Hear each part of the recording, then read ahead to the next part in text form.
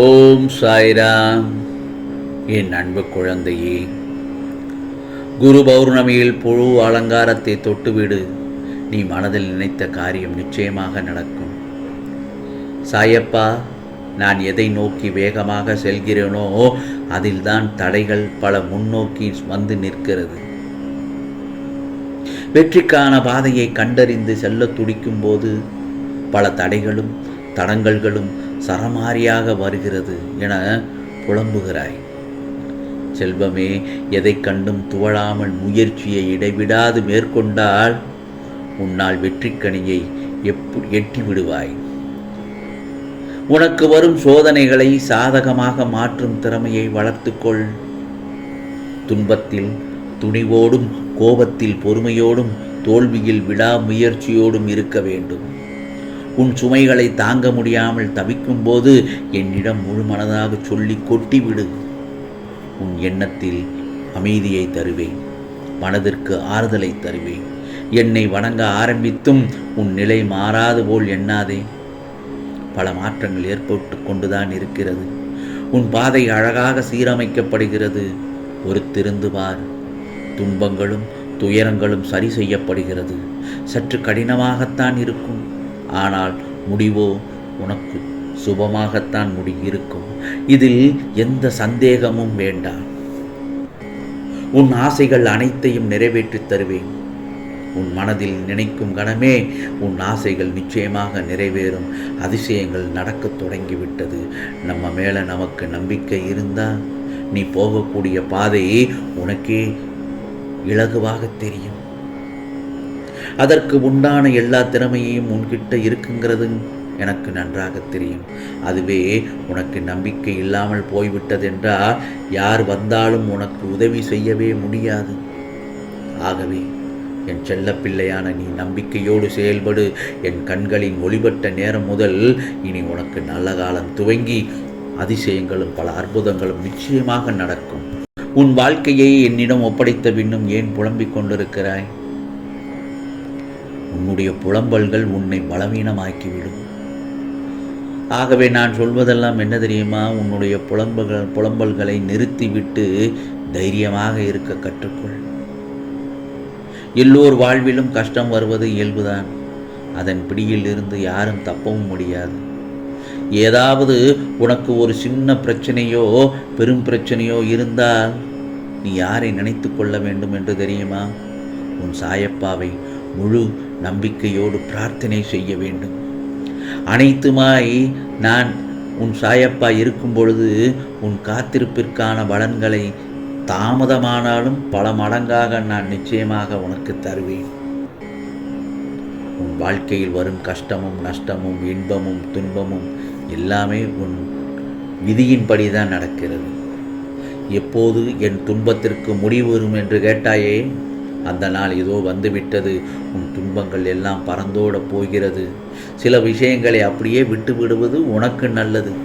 ஏனென்றால் உன்னை சுற்றியுள்ள சில பிரச்சனைகளை பற்றி அறிந்தும் அறியாதது போல் நடிக்கிறார்கள்.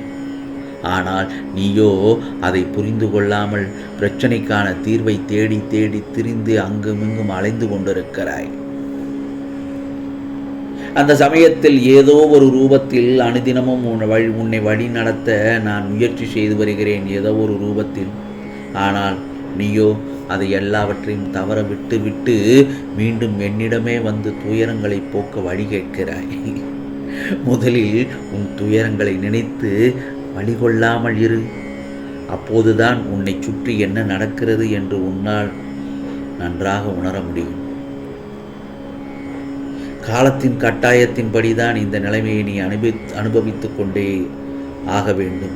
நீ அனைத்திலும் வெற்றி பெறும் நாள் வெகு தொலைவில் இல்லை. துவண்டு போகாதே. இதோ அந்த வெற்றி உன் அருகில் வந்துவிட்டது. ஆகவே துன்பத்தை பெரிதாக நினைத்து இப்பொழுதுள்ள இன்பத்தை இழந்து விடாதே என்றுதான் நான் சொல்கிறேன். சாயி சாயி என்று என் நாமத்தை இடைவிடாது ஜபித்து கொண்டே இரு. ஓம் சாய்ராம் சாய்ராம் என்று என்னுடைய நாமத்தை நீ இடைவிடாது சொல்லிக்கொண்டே இரு. எல்லா விதமான சங்கடங்களையும் தைரியமாக நேருக்கு நேர் சந்தித்தால் எல்லா விதமான ஆபத்துகளும் பறந்தோடி வரும்.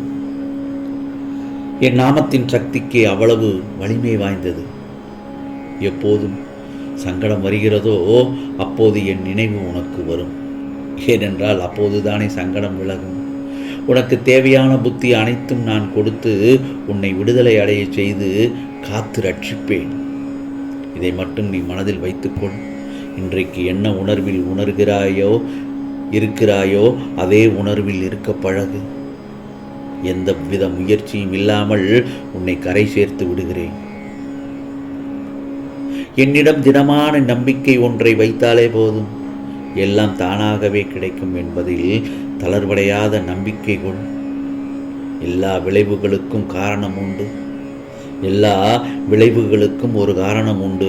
அந்த காரணம் உனக்கு நன்மை தருவதற்கே ஏற்பட்டது என முதலில் நம்ப வேண்டும். நீ கண்ணீர் வழிந்து கன்னத்தில் கோடிடும் கால்கள் உன் சன்னதி நாடி வரும். உன்னை கண்டதும் நிம்மதி கோடி வரும். உன் தாழ் பணிந்த பின்னே உலகம்தான் மறக்கும் என்பவை வினை தீர்க்கவே எம்மை நாடி வந்தாயோ குருவே, அப்படி என்று என்னிடம் நீ மன்றாடி அழுது கொண்டு புலம்புகிறாய். நான் உனக்கு ஒரு விஷயம் சொல்லட்டுமா? என்ன தெரியுமா? இரவு ஒரு பொருளை தானமாக கொடுக்கலாம். அது என்ன பொருள்னு தெரியுமா? இரவு ஒரே ஒரு பொருள். அது எப்போ வேணுமானாலும் தானம் கொடுக்கலாம். ஆனால் அதை இரவிலே கொடுத்தால் ரொம்ப விசேஷம். அது என்ன பொருள் என்று என்னிடம் கேட்கிறாயா? அன்னம். அதாவது நீ சாப்பிடக்கூடிய அந்த சாதமானதை நீ சாப்பிட்டு விட்டு கொடுக்கக்கூடாது. ஒன்று மட்டும் நல்லா தெரிஞ்சுக்கோ. ஒரு பொருளை தட்டில் போட்டு சாப்பிட்டு விட்டு மிச்சத்தை கொடுக்கக்கூடாது. பாத்திரத்தில் வைத்திருப்பதை எடுத்து கொடுக்க வேண்டும்.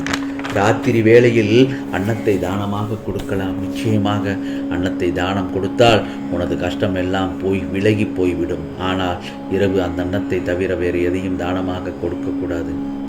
இரவு 6 மணிக்கு மேல் எப்போ வேணுமானாலும் கொடுக்கலாம். அன்னதானம் தான் தானத்திலே சிறந்த தானம்.